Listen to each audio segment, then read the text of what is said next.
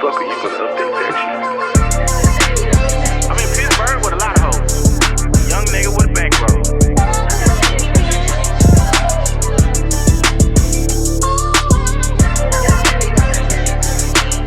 Lil Dirt 88 on Twitter. Junior Dirt on Twitter. Yeah. Cartoons was the last shit on my mind.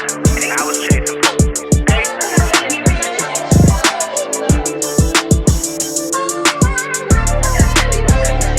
Wash your ass.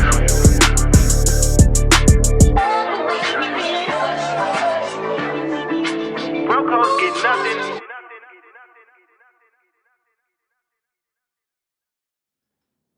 Yo, I'm in Pittsburgh with a lot of hoes. Young nigga with a bankroll. This is the Ignant agenda. I'm your boy, way more fly than you. 1 U on Instagram. Way more fly than you. 2 U's on Twitter. Your baby mama's favorite single father. We back in this bitch. We was taking a break. But we here. To my left, the big black nigga with the bald head. Yeah, we is back. Lil Dirt 88 on Twitter, Junior Dirt 88. No, Junior Dirt underscore 88 on IG. First of all, nigga, you fought like a quadruple shot. So you would think. Well, first of all, I'm excited as fuck to be here.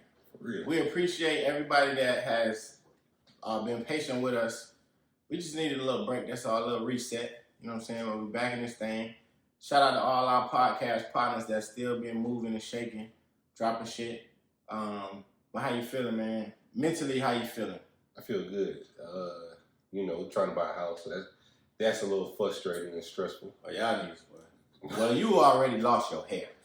But but wifey seemed like she about to start next, losing her hair, man. That is a very, very stressful process. This is just a long-term investment. It is, and you want to make the right decision. Right. That shit is more stressful than planning a fucking wedding. I agree with you. Goddamn. Because I ain't do shit for my wedding besides show up. Me either. Just joking. Just joking. But yeah, man. So Thanksgiving. How was your Thanksgiving? This is the first time In a minute. probably since I moved. No, probably since the second or third year I moved here that I didn't see y'all. Right. Yeah. My mom came into town, so everything was great. You know what I'm saying? Mm-hmm. My brother and wifey and my sister-in-law, they cooked, and my mom. Mm-hmm. I had a few people at the crib. Played left, right, center. Right. I won a game, but I owed my mom some cash. She took some of my ducats. That's what's up. Yeah, I mean, moms don't do that. Right. She helped the nigga out, but I had a great time. What about you? Cool, man. I went to Miami. I was down there living my best life. Got to kick it with my family. I got a chance to hang out with my brother, man. We ain't do that shit in a very, very long time. Right. So I kind of kidnapped him, made him go out with me. We went to Tootsie's. Tootsie's is a fun place. Oh, yeah. The music sucks. It does. But the happy hour is one of the best happy hours in the United States of America. It's free before 8 o'clock. Mm-hmm. The drinks are probably like 60% off. So, me, I like to get French Connection in there because I like to get straight to the drunkenness. Don't mix my shit with no type of juice. Give me 2 alcohols. One shot alcohol is like $4.25 or $4.50 or something like that. Mm-hmm. But if you get a double, it's $7.50. So you better all get the double. $4.25, yeah. $4.25, it's like $7.50. Right. So I always get a French Connection. So the lady came to the table. Mind you, it was fight night. The night that we went. The night that Mike Tyson and Wilson was going to fight. We didn't watch the fight. We ended up watching the fight at my mom's crib. But we in Tootsie's. They was holding a line. Because we got there like 7 o'clock. They hold the line. We didn't walk in the door until like 7:30. Almost 7:45. We sat down. The lady came to the table. I said, ma'am, give me 5 French Connections because happy hour is about to end. Okay? So, no, I'm lying. She bought me 3. She bought me 3. And then she went and came back with the 3. I said, give me 2 more. But the last 2, don't put no ice in my shit. Put the ice on the side. Right. So I had 5 drinks on the table, and then I proceeded to order the food because the food is for regular price. Mm-hmm. But I needed to get them drinks half price. So when you texted me and Ricky, you were fucked up. Fucked all the way up. All right? Fucked all the way up. But I had a great time, you know what I'm saying, kicked it with my brother, man. And then we left there, we went to this lounge called Studio 183. Mm-hmm. Now, Studio 183 used to be, back in Miami, it was like, in the disco era, it was one of them places to be like in the 80s. Cocaine was heavy. Yeah, right? So, but it was in a different location. Mm-hmm. It closed down. I think they used to call it the Pac Jam. This is when Uncle Luke and all of them was vibing, moving, and shaking. Closed it down. But then, as of recent, they opened another lounge and they called it Studio 183 as well. I think the nigga, I think his name E Freezy or Freezy or something. He the co-owner of Po' Boy. I know you don't know what Po' Boy Entertainment is, but that's who Flow Rider was signed to. Okay. That record label, well, the indie record label, but Flow Rider, I think he was also signed in like Atlantic or something, the major label. But they the ones who kind of put Flow Rider on. So they own Finger Licking. Mm-hmm. That whole, they call Strong Arm Entertainment, but if you ever heard of Finger Licking in Miami, they own that. You ever heard of E-Class? You ever hear DJ Khaled talk about E-Class and Rick Ross, he mentioned E-Class? Mm-hmm. Okay, well that's all of them is entangled in the same thing. Freezy and E-Class is brothers. So E-Class own Finger Licking, Freezy is opening his own like little lounges and shit like that. But anyway, that's neither here nor there. We did. Went to Studio 183. This is ghetto luxury at its finest. The floors light up. I had never been in there. I heard about it. And it was a real nice vibe. Went in there, me and my brother went in there, we was chilling. And I seen, I ain't gonna say his name, but I seen a very, very well-known drug dealer that was in Miami in the 80s. He used to hang with Mike Tyson every time Mike Tyson came to Miami. This nigga was probably one of the biggest dope boys in Miami of all time. Mm-hmm. But he got locked up. He recently got out of jail not too long ago. He probably been out like 4 or 5 years now. But the nigga looked like he never lost a step, like shining jewelry. He a little slimmer now than he was, and I didn't think he was that short either, but that was my first time really seeing a nigga in person. Nigga had some shit buried in the backyard. I don't know, bro. It looked like he's not hurting for anything. You know what I'm saying? So seeing him in there, seeing a couple other people I know in there, but it was a nice little vibe. But I really got a chance to hang out with my brother. We haven't done that in a long time because we work, he work, I work, and then I live up here. Every time I go down, he got to work or he got kids. That was like the first time we had that encounter. And speaking of that, me and John hung out on Saturday. Right. We went to Justin, shout out to Justin, birthday party. Jalen Rose. Yeah. But that was our time to, kick it, no kids, no wives.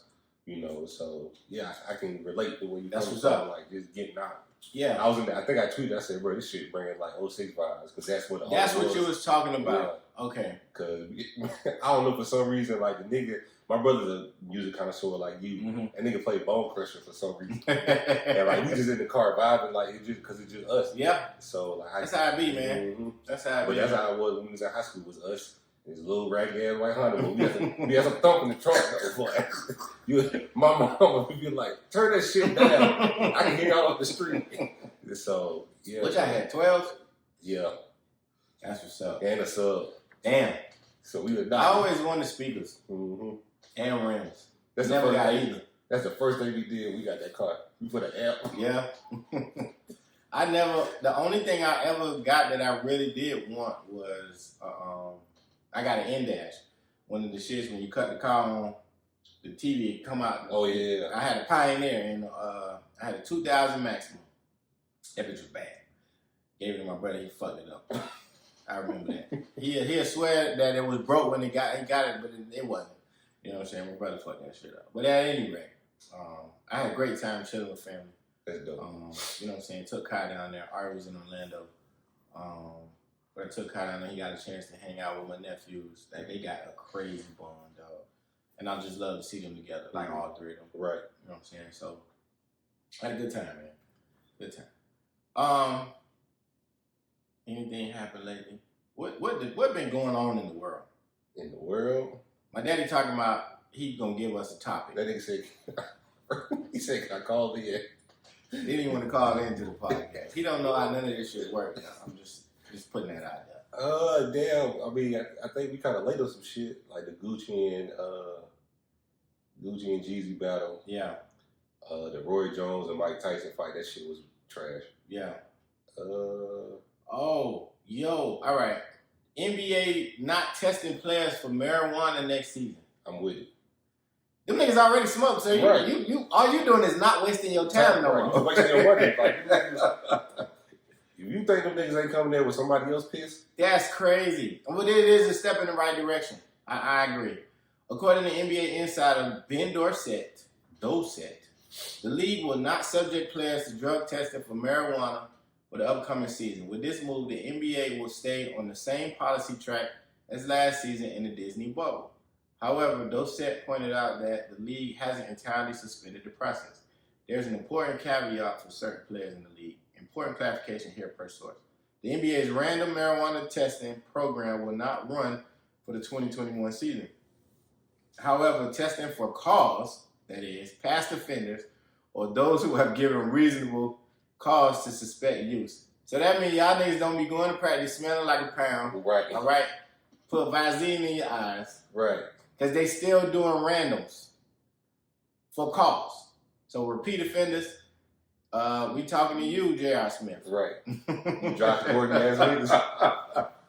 I think that shit is they put in there just for J.R. The J.R. Smith rule.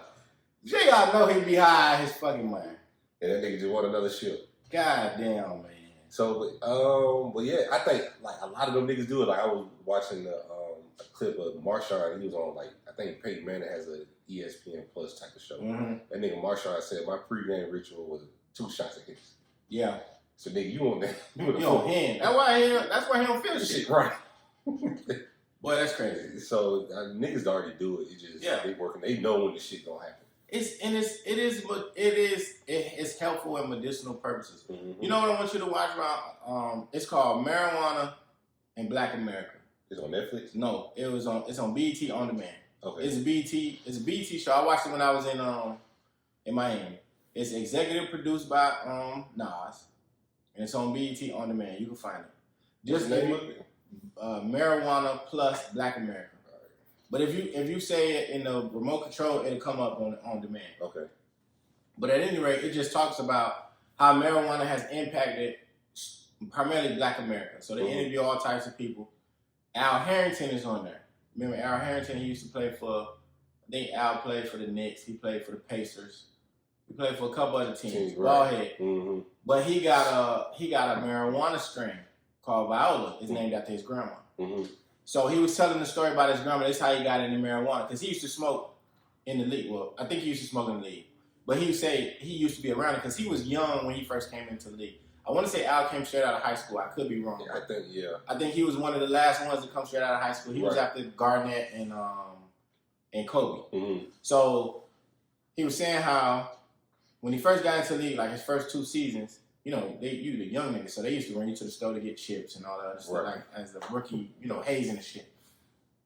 So he came back one day, came into the room. He said, as soon as they opened the door, straight smoke, like a big cloud of smoke.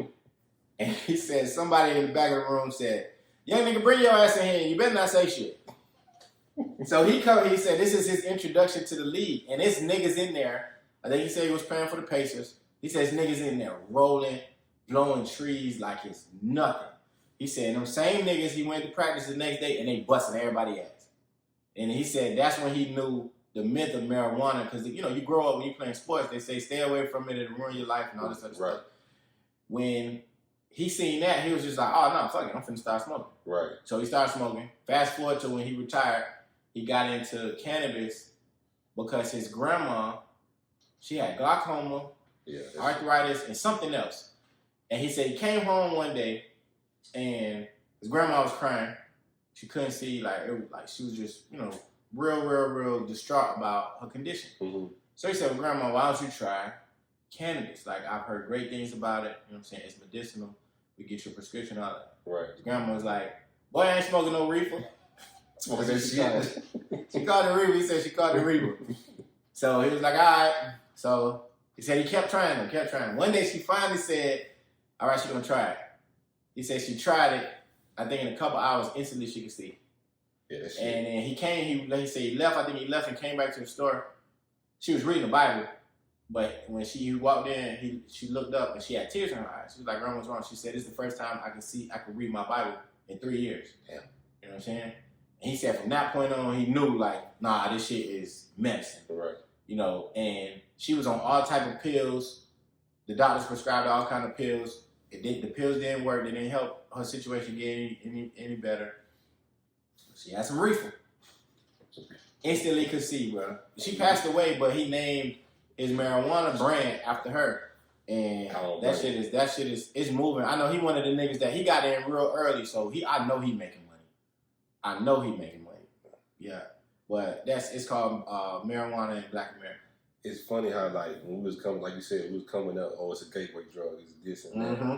And like also for me, I just can't get past the paranoia. Right. Like, after the paranoia, like I'm chilling. Like I feel good. I'm in a good state of mind. Like I'm in the clouds. I'm not trying to go out there and be wild. Mm-hmm. And I don't really want to do nothing else. I don't want to do no acid. I don't want to do no other bullshit. Yeah. Like smoking weed is like, it's cool. And then you can smoke weed without the tobacco. You can get raw paper. You can do like a lot of shit that won't cause you to do other extra shit. Right. So I don't know. We got to get out that notion of weed is bad. Yeah. Like as long as you ain't blowing your rent money on the shit, like correct. we good. Yo, it's open season on rappers. G Herbo and Casanova. It's open season. Just rappers not only just getting in trouble, but niggas is dying. Yeah. You know what I'm saying? Prayers up for King Von. King Von. Shoot, who else? Was it Mo? Mo 3 out of Dallas. You know what I'm saying? Boosie, you got shot. Boosie got shot. Benny the Butcher got shot. You know what I'm saying? Lil Wayne facing 10 years for guns. Mm-hmm. Recently, Casanova, he turned himself in. I think he turned himself in today. But he facing 3 charges. Racketeering, conspiracy to distribute narcotics, possession of guns, and furtherance of a drug trafficking conspiracy. He faces a mandatory minimum of 15 years if convicted. This nigga's tripping. They got all type of pictures. The feds is real bored right now. Ladies and gentlemen, y'all need to stop playing with them. Because they got all type of pictures. You know what I'm saying? They've been building a case on this man. It says in a 35-page letter to the court, federal prosecutors detailed why they want 17 of the 18 defendants to remain in jail. The one exception is Shanae Outlaw, a.k.a. Easy, whom authorities describe as essentially an accountant for the gang. In Casanova's case, prosecutors describe him as a source of drugs for 2 of the gang's most violent members and allege that he has used his status as a rapper and his social media accounts to pay homage to the gang. I think that's that guerrilla gang shit or whatever. Nigga look like Frank Gore. Yeah, he do. For example, he appeared on a gang anthem this summer, Big 8, which has garnered over 1.8 million views on YouTube since June. Prosecutors wrote later adding, in addition to publicly promoting the gang and glorifying its activities, Senior, that's Casanova's last name, is also the drug supplier for Gorilla Stone.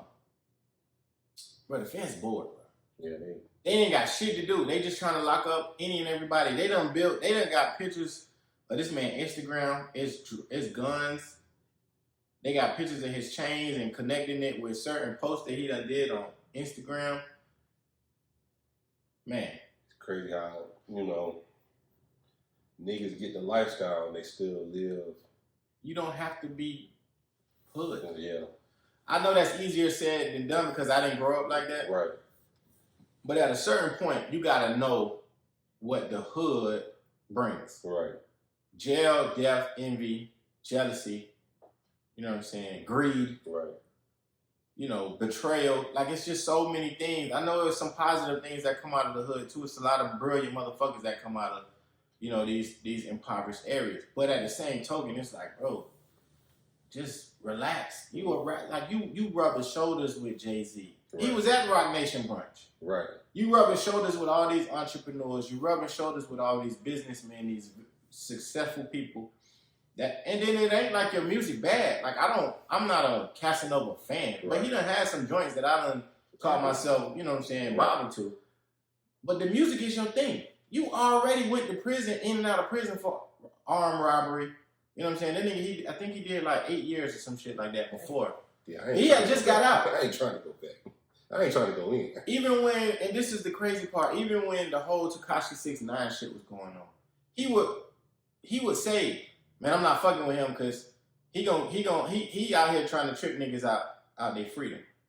You know what I'm saying? Casanova was one of the leading people saying that he not gonna fuck with 6ix9ine because of that reason, because he know he the fake. It's like, so how you know that, but then turn around and do some stupid shit like this? Right. You know what I'm saying? So this is crazy. You gotta be smarter. Smart, watch the way you move. Like you said, there's a lot of people that, yeah, you made it, but niggas don't want to see you make it. They don't. And when I say niggas, I'm talking about white and black. Yep. What the fuck G Herbo did? Same shit. Running up people credit cards and G Herbo surrenders to authorities in federal fraud case. G Herbo has reportedly surrendered to the authorities in Los Angeles after being accused of participating in a 4-year fraud scheme. What the fuck? The rapper turned himself in Thursday afternoon, a day after news broke that he was charged with using stolen IDs and credit card information to make luxury purchases between 2016 and 2020.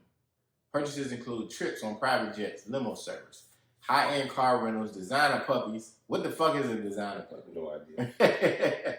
And a Jamaican vacation, totaling about $1.5 million. How the fuck do you spend $1.5 million in Jamaica? You ever been to Jamaica? Mm-hmm. You don't gotta spend $1 million. Damn. You really don't. You know what I'm saying? You go to Jamaica, buy $800, you all right. Like, you a king, because the exchange rate over there is right. Like our money is worth a lot over there. Yeah. You know what I'm saying? Niggas tripping.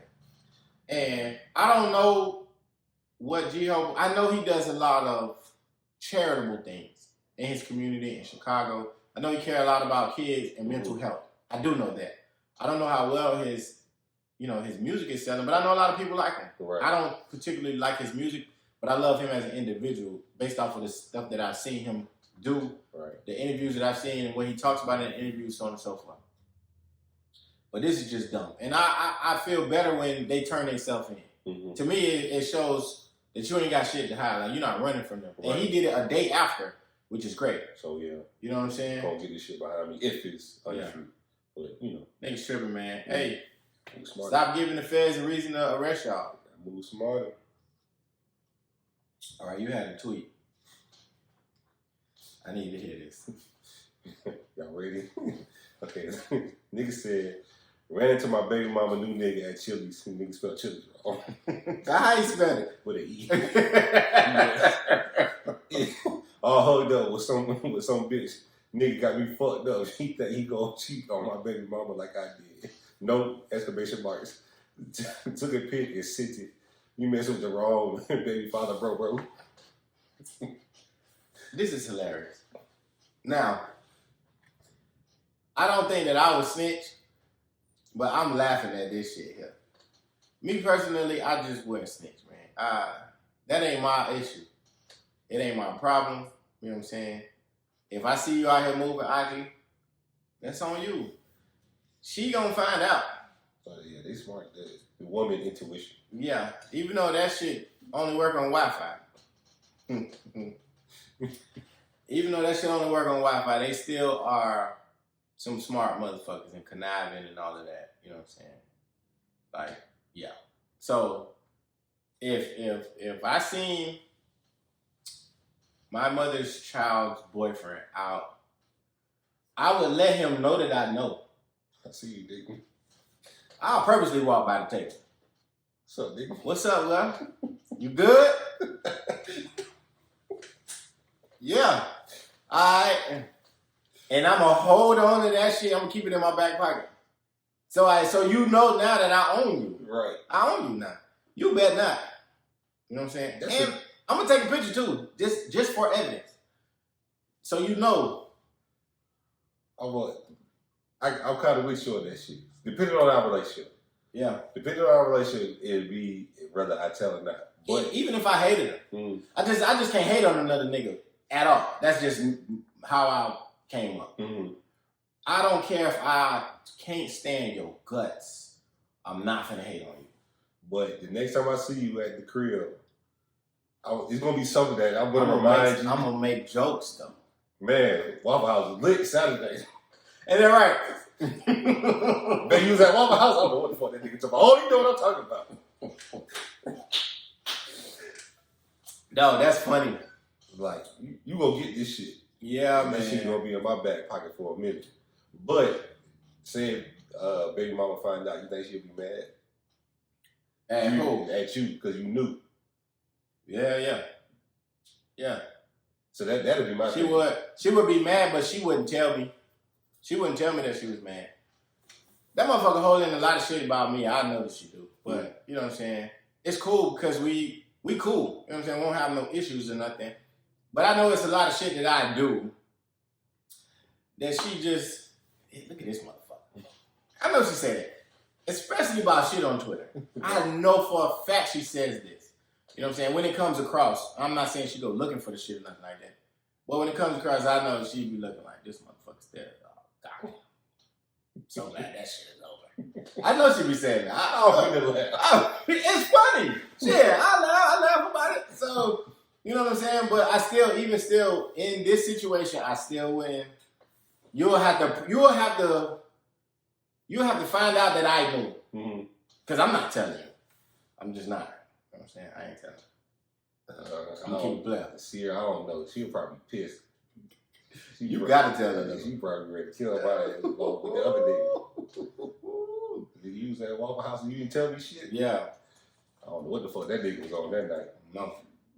I don't even remember seeing him. Bro, for real, I probably was drunk as shit with Nick. Man. Did you see my tweet earlier? Which one? The nigga with the dildo strapped to his... Yeah. What's wrong with these niggas, dog? For real. Now... Pussy is the root of all evil. You know what? I'm going to save that. We're going to put a pin in that. We're going to jump to the horny thread real quick. It's the nasty time. We doing the mail. We're going to do the mails because these niggas, boy, man, I've been racking up. I'm trying to remember. Damn, did I do this one? No, I think I did that one. I think we did that one too. I don't think we did that one. All right. So, Mother Old Gotti, y'all probably know who this is. She get retweeted on my timeline all the time. She said a lot of stupid shit. She got a big ass. She do. Then when she asked me to lift up my legs to wax inside my butt, I farted. This is just not my day. I'm assuming that she talked about when she went to get a wax. At Those Rivers tweeted, she's so lucky. Shaking my head. Why you want to smell fart, bro? I don't get that. Niggas weird, bro. It's crazy. At MDEEEEEEEE underscore tweeted, someone asked for my queef tutorial in real life, question mark. Ex-Hollywood Court tweeted, I would also like to request this from you. Bro, y'all niggas is...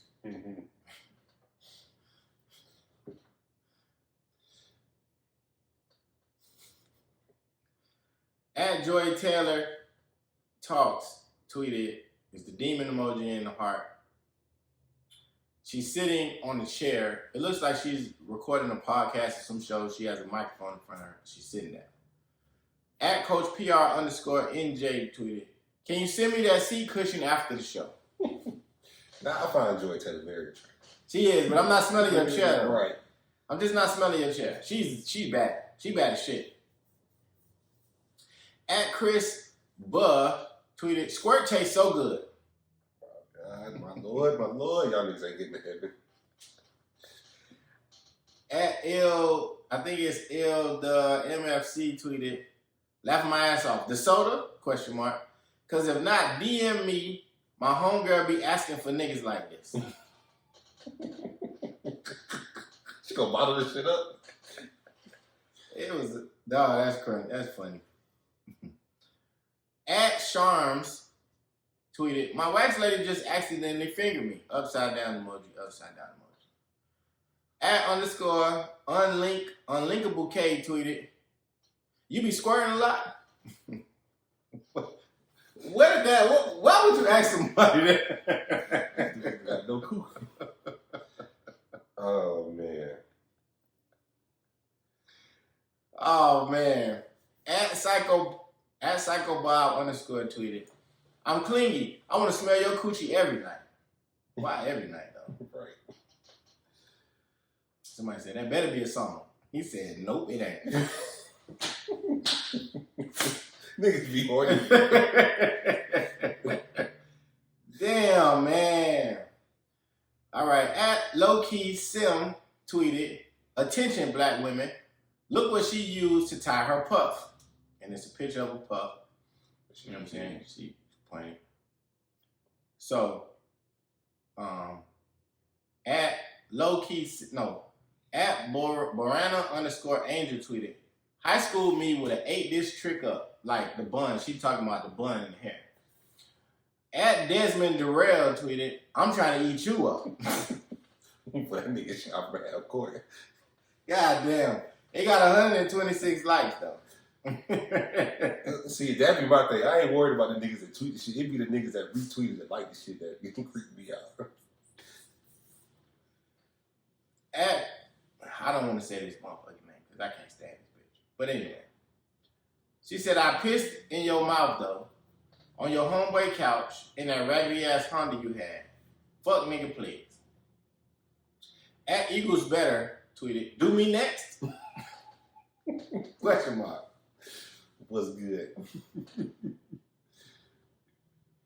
Oh man. Dog. It says, my wax lady used to rub my clit in circular motion to distract me from the pain." At R3 My Vision tweeted, "Did you come?" Why these niggas JB? Who raised you niggas? Same tweet, "My wax lady used to rub my clit in a circular motion to distract me from the pain."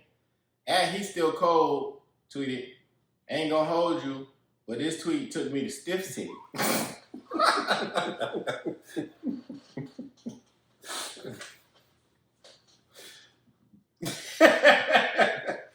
Bruh, Stiff City though? That's fucking hilarious.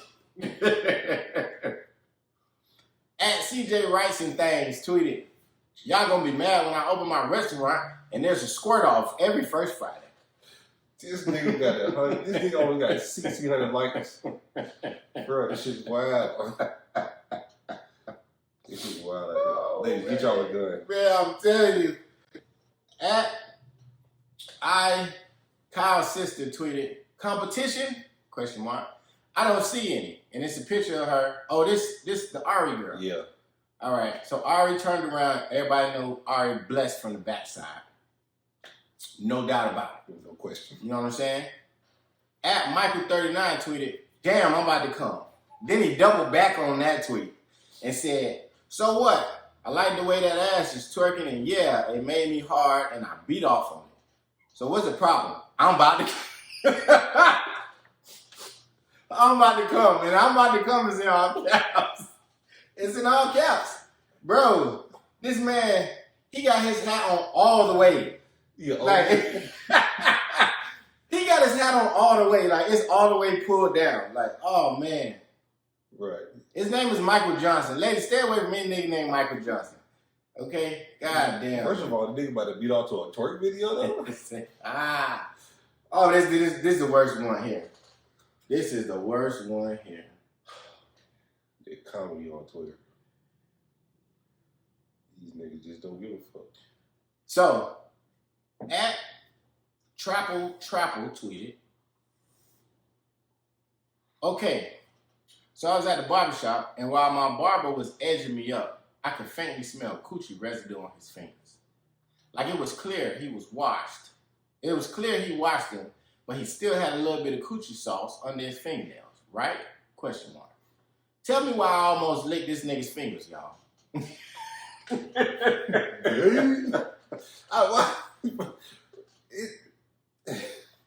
That's the last one.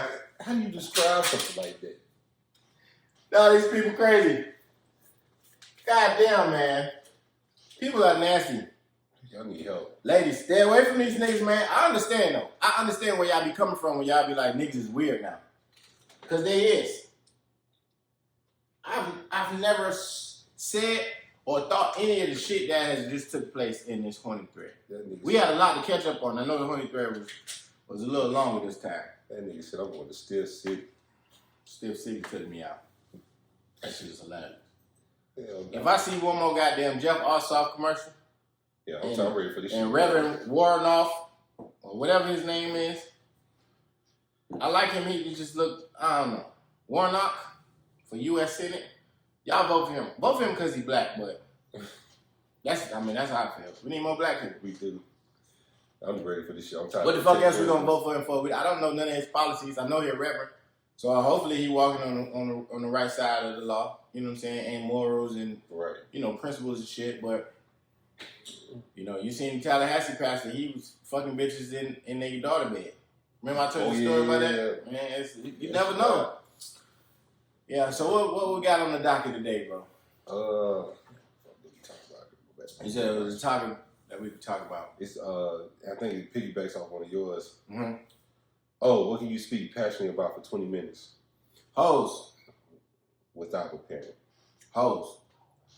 In all aspects. Talk about loving hoes, fucking hoes, being acquainted with hoes. You know what I'm saying? Just overall, I can talk about women passionately for a very, very long time. True. You know what I'm saying? I know that my tweets come off very condescending, very woman bashing-y, but they come from a place of love because of experiences that I've either seen or been around. Mm-hmm. And a lot of times, I'm only commenting on things that come across my timeline. It's not like I'm just sitting around just thinking about shit to bash bitches on. Bitches say stupid shit. And I just be like, what? What are you talking about? And then the crazy part is when you reply to them stupid, they get upset. They do. You didn't think that was stupid what you just said? Right. That's scary to me. How didn't you think that was stupid? But, man. It is what it is. So, and then sex too. Talk about sex all day. See, I can talk about sports. Any sport. The top three. Football, baseball, basketball. Yeah. That other shit, I don't. Soccer, golf, y'all kiss my ass. But we have women. Being married. Yeah. The do's and don'ts. Being married. Yeah. Yeah, I can sit around that and listen to that for a while and contribute to. You know what I'm saying? I got some experience in that area. How to be a father. Definitely parenting. Oh shit, hell yeah. It's all the things that you're already doing or that encompass your life. Right. You know what I'm saying? So, man, so I was having there's a tweet today that I seen. It was a nigga that had a dildo strapped around his fucking chin. It was a very, very big dildo, too. She was big. That nigga tripping. And the tweet said, fellas, your girl wants to spice things up in the bedroom and asks you to wear this. You doing it? And it's a nigga in bed, no shirt on. He got a strap on. The dick is huge. Nah, pause. Big pause. Yeah, the shit is fucking, the shit had to be about this long, bro. This wide, bro. This is a big ass dick. It was. I don't understand. Pause. Pause throughout this entire segment that I'm talking. Let's just pause it in the front. So I don't gotta keep saying it. Bro, it was strapped to his chin. And I'm assuming they want you to either eat coochie and have a dick in her ass or whatever. First and foremost, how is something that large going in your ass? crazy. I don't even think coochie I can understand because I've been in the delivery room during childbirth. She gets wide. I know how wide a pussy can get. Get wide as your head. Oh yeah, because some of y'all kids got some big ass heads. Oh, and shoulders. Mm-hmm. So head and shoulders, just think, you know what I'm saying? Some of the women, they don't tear. So that's 10 to 11 centimeters wide of just straight expansion of a pussy. So it amazes me how it snapbacks into place. I've never seen that done with an asshole. The only thing I've seen, you know, if you're using the restroom and you just, you know, you constipated or something like that, the biggest your asshole gonna get is the size of a turd. Right. You know, just keep it a buck. That dildo wasn't no turd, though. That shit was a fucking torpedo. And I'm just thinking to myself, like, I get it. You're supposed to please your woman. You're supposed to be spontaneous. You're supposed to want to try new things. But at what point in time is trying new things just fucking, it's just out of the way? So I piggyback off your tweet.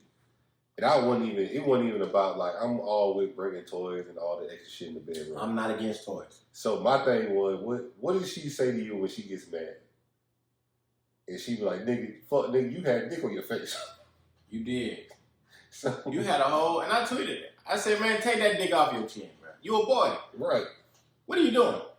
I just don't want to hear the wrath of her, like. It's coming. Right.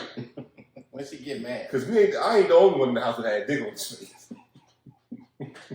If she say that to him, I'm hollering. I'm hollering because what the fuck? You gotta know when to cut the shit off. Man, I'm not strapped. That shit like a goddamn chin strap, bro. The shit, it's like them old ass retainers that went around your head. Come on, man. You gonna strap the shit to your face like that? It was a dick strap, chin strap. I just don't get it, man. You know, some people, you could call me vanilla. You could call me boring. It's just certain shit I'm not doing. I'm not strapping no dick. You're not sticking nothing in my ass. Told you I got my ass ate by accident. I didn't know it was gonna happen. But that ain't something I'm asking for. Accident, he said. No, it was accident. It definitely was. I was enjoying getting my dick sucked, and then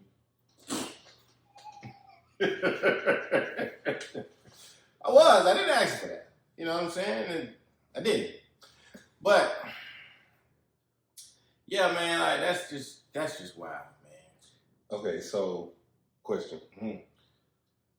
You talking to I think it'd be a little more candid, like nephews and shit like that. Yep. So talking truthfully for 20 minutes, what would you tell one of your nephews about women? Or hoes? You know, that's interesting you said that. So, I know you're not on Clubhouse. Mm-hmm. I would like for you to get on Clubhouse, but I don't want you to disrupt your household. Right. So, you can be on Clubhouse vicariously through me because I'm on it. I was gracious enough to be presented with an invitation. Now, mind you, it's invite only. And you got to have an invite to give it to somebody. You can't just roll up on Clubhouse. It ain't like it's VIP. Right. It's real VIP for now. I'm pretty sure it's gonna change, but I'm in that motherfucker. So I was in a group. Shout out to Philly the Boss too. Out of Philadelphia. I think that nigga might live here. I don't know. But at any rate, Philly started a room, and it was called "What Toxic Trait Do You Have That You Just Truly Stand On?" Mm-hmm.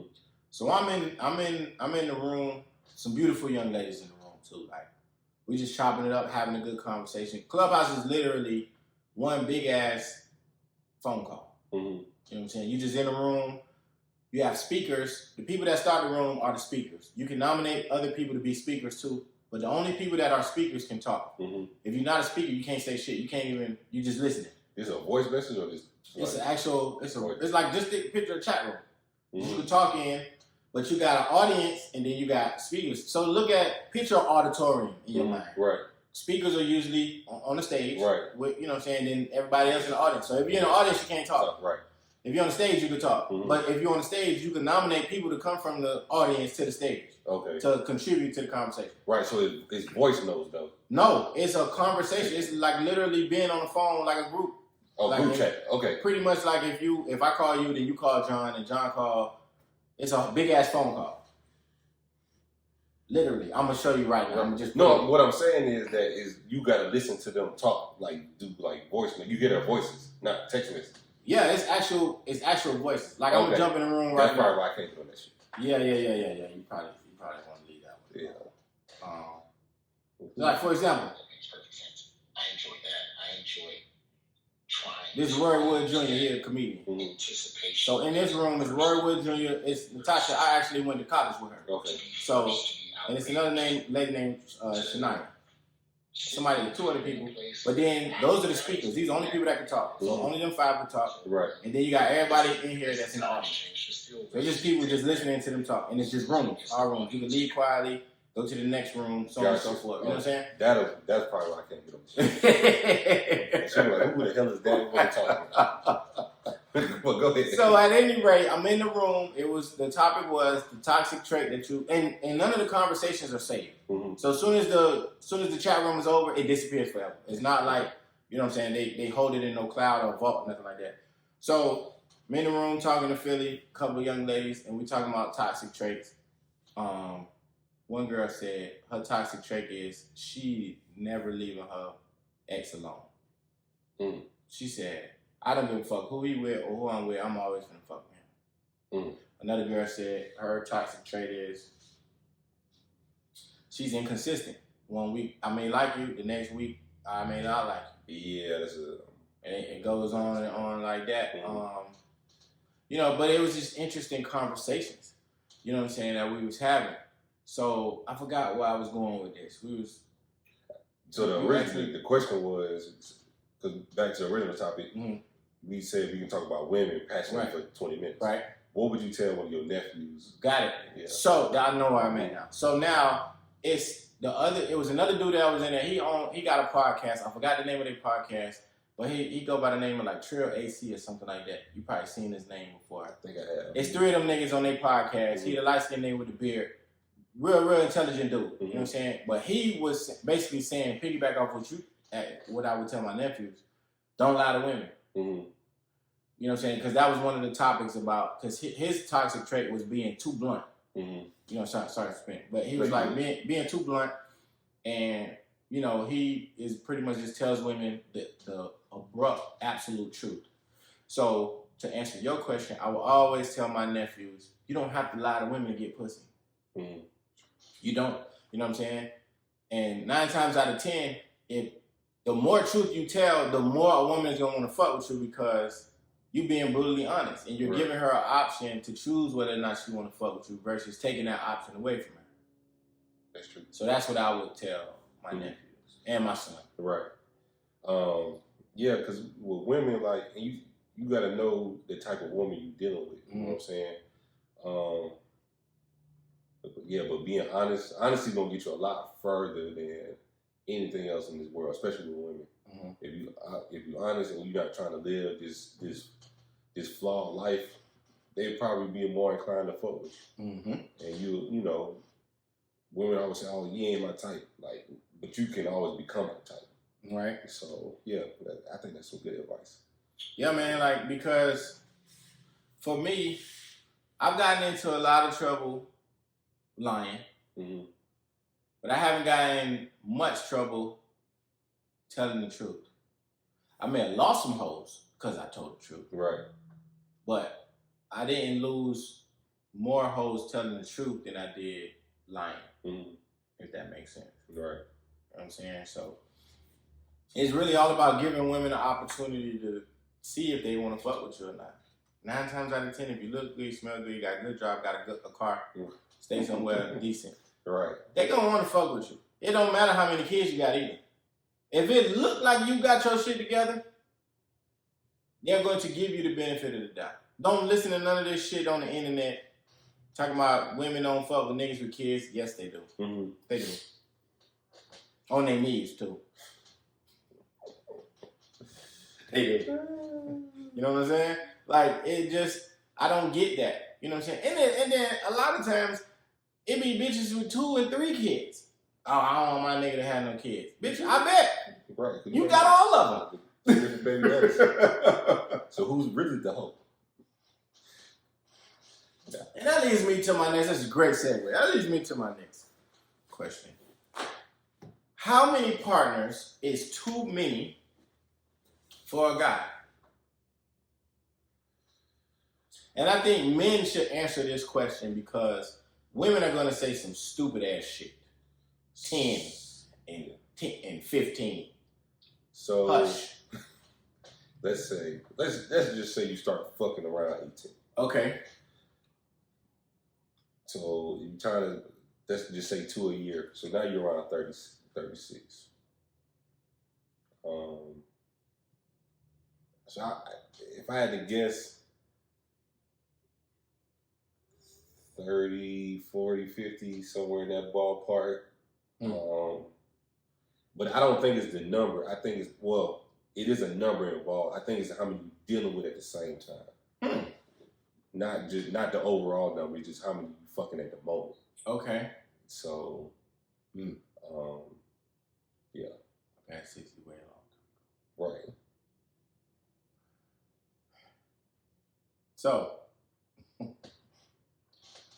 I think I'll try to answer this. No, fuck being politically correct.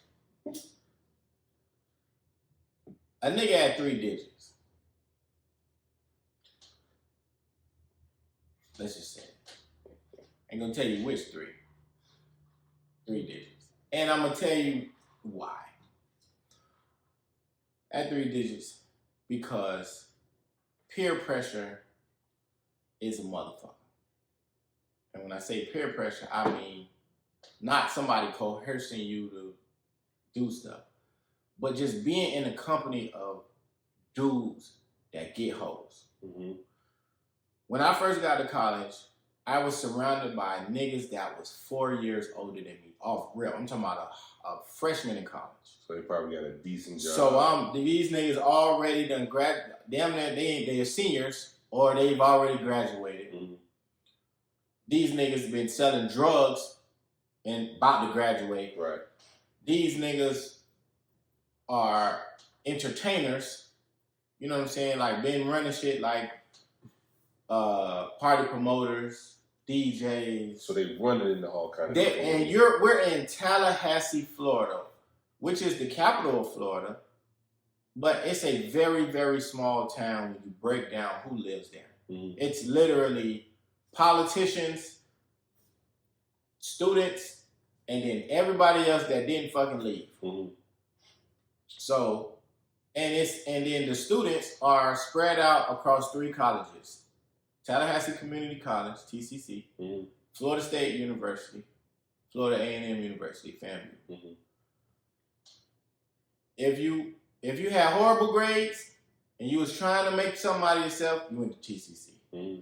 But eventually, most of the people that went to TCC transferred to Florida State because they went up there to go to school, get the shit together, then they went to FSU. Mm-hmm.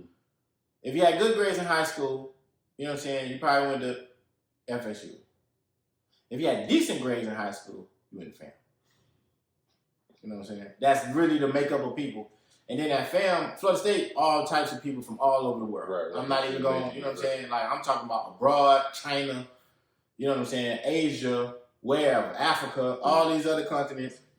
Nigga, FAM, Florida, Georgia, Detroit, Chicago, DC, California, New York.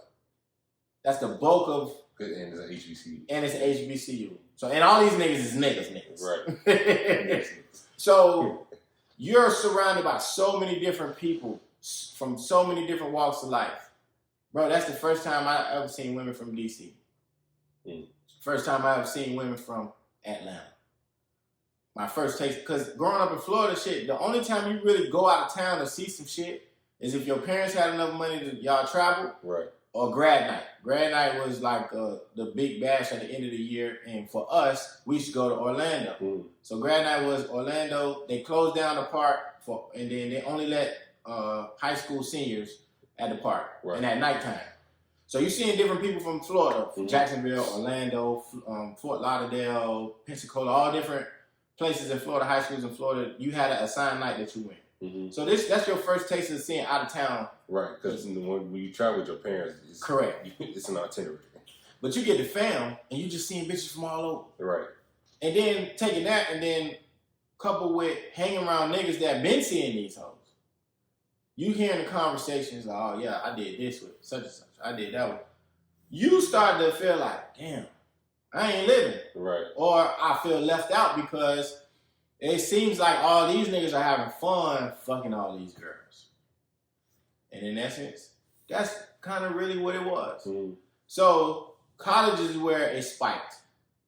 And then once you get into a routine of what works with women, you kind of hold on to that. And then it travels with you for the rest of your days. Right. You know what I'm saying? So I would say the bulk of my experience came from, yes, multiple partners.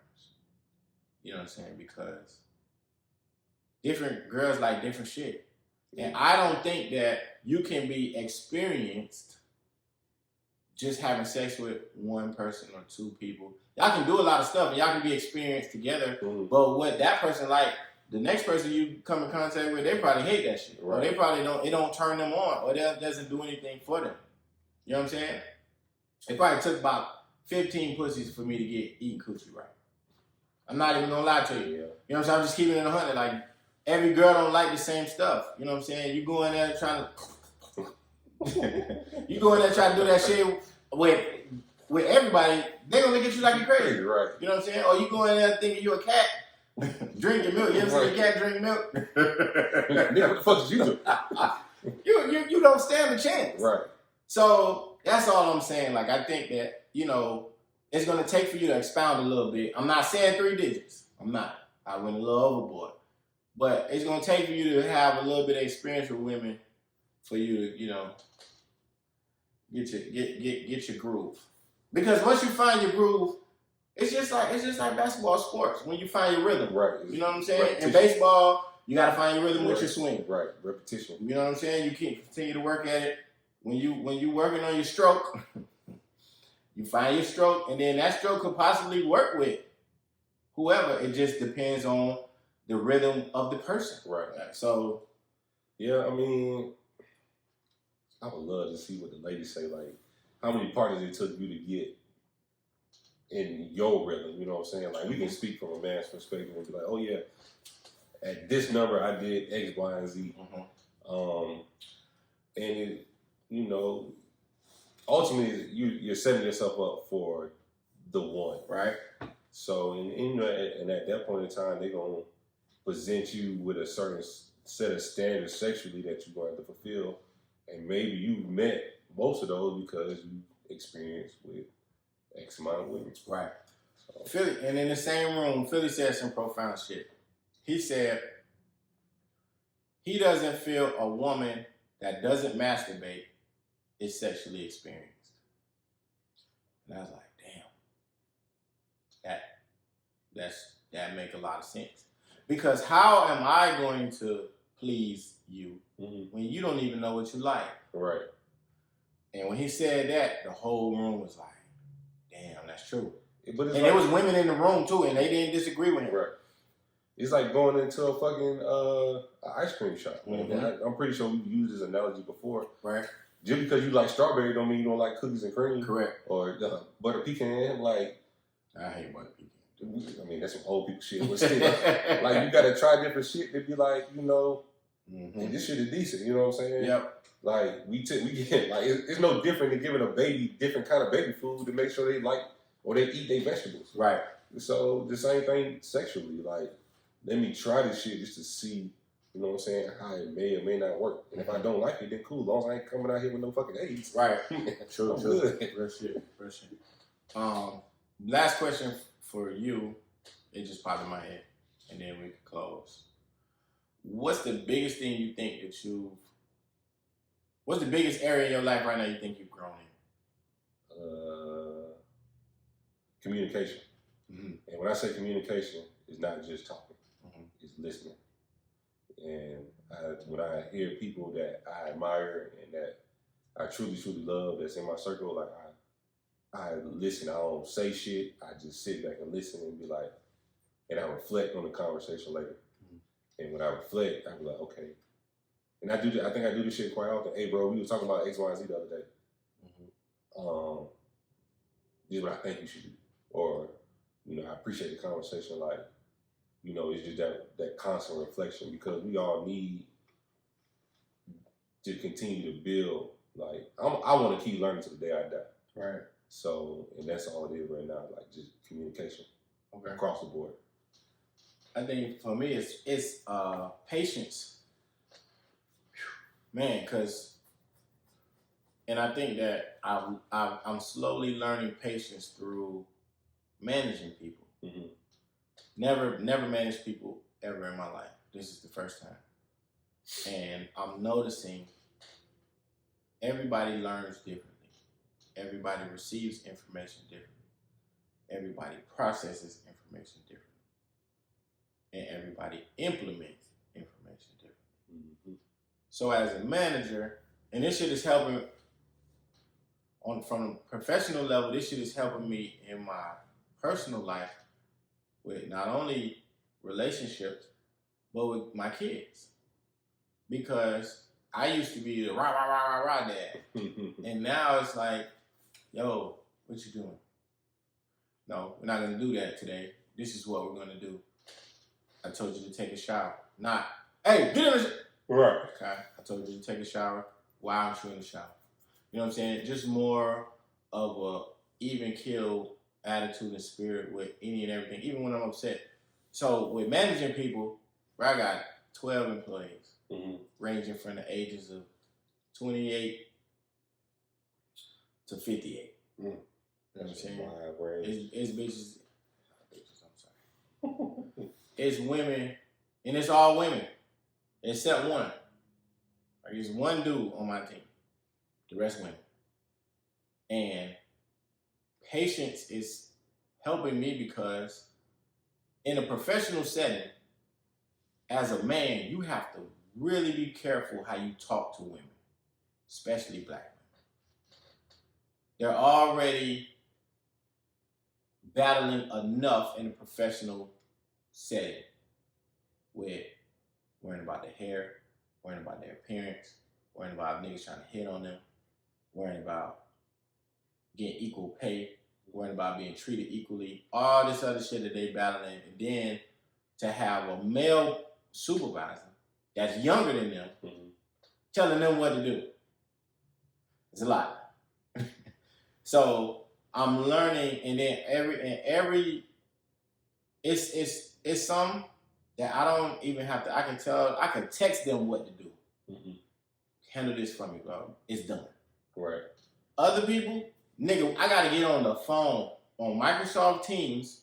You gotta share your screen with me, and I have to walk you through every single step to get what I need you to get done. This is why I have more gray hair in my beard than I did when I first got this job. So patience is my biggest growth area that I can physically see and feel that I'm becoming more and more patient as I continue to work with people, especially the caliber of people that I work with. Yeah, that's a wide range. And I might even be selling myself short because I know I got somebody on my team damn near 60. Right. You know what I'm saying? So. And the way technology moving, like. Oh, man. That's a lot. You sink or swim. Right. Especially you want this chick. Mm-hmm. And a lot of the women that were, entered the workforce in maybe the 70s, 80s, even 90s. It's hard for y'all because this shit moving. Right. Constantly. You know what I'm saying? Soon, it ain't even finna be no USBs no more. Nah. That's already started. So what the fuck you doing? It ain't. When the last time you seen a CD player? I'm talking about in a computer, like a drive, CD drive that you go push the button and thing pop out, put a CD in there. I have two computers. I have a laptop which doesn't have a CD drive, Right. and I have an older desktop that has a drive. That's maybe the only one I see. But every laptop I've gotten, from a CD player. Yep. Ain't none of that shit. Everything is cloud based. Yeah. Down there or getting there. You know what I'm saying? I mean, even on our cell phone, you pay extra. If you don't get the storage, Yep. you pay the extra space to put the shit in the cloud. Mm-hmm. So, but yeah, man, I just wanted to get that perspective from you because I feel like you and I as men are growing, and I see it. I see it in various different areas, but fuck we gone. Nah, man, this has been good, man. Feel good to do this again. Thank y'all so much for being patient with us, man. We got real lives going on, but we still want to do this. We still dedicated to it, so we truly appreciate it. Thank y'all so much. Check us out, man. www.theignantagenda.com. I'm your boy, Way More Fly Than You. 1 U on Instagram. Way More Fly Than You. 2 U's on Twitter. Lil Dirt 88 on Twitter. Junior Dirt _88 on IG. Hey, this is a podcast. Don't call in. Yeah, don't work like you can't call in, Daddy. You can't. It's not how it works. That's never how it works. Never. Thank y'all for listening.